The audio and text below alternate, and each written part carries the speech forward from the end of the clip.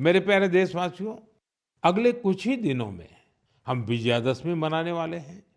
इस बार विजयादशमी एक और वजह से बहुत विशेष है। इसी दिन राष्ट्रीय स्वयंसेवक संघ की स्थापना के 100 वर्ष हो रहे हैं। एक शताब्दी की ये यात्रा जितनी अद्भुत है, अभूतपूर्व है, उतनी ही प्रेरक है। आज से 100 साल पहले जब राष्ट्रीय स्वयंसेवक संघ की स्थापना हुई थी, तब देश सदियों से गुलामी की जंजीरों में बंधा था। सदियों की इस गुलामी ने हमारे स्वाभिमान और आत्मविश्वास को गहरी चोट पहुंचाई थी। विश्व की सबसे प्राचीन सभ्यता के सामने पहचान का संकट खड़ा किया जा रहा था।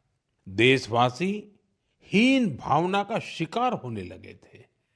इसलिए देश की आजादी के साथ साथ ये भी महत्वपूर्ण था कि देश वैचारिक गुलामी से भी आजाद हो।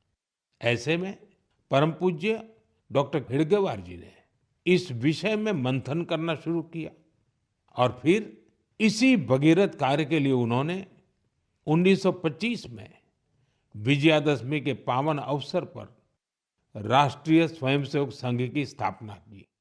डॉक्टर साहब के जाने के बाद परम पूज्य गुरु जी ने राष्ट्र सेवा के इस महायज्ञ को आगे बढ़ाया।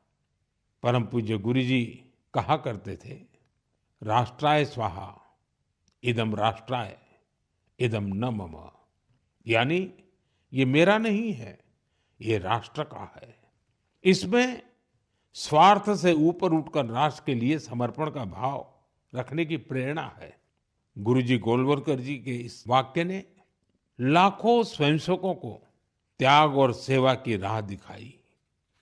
त्याग और सेवा की भावना और अनुशासन की सीख, यही संघ की सच्ची ताकत है। आज आरएसएस 100 वर्ष से बिना थके, बिना रुके राष्ट्र सेवा के कार्य में लगा हुआ है।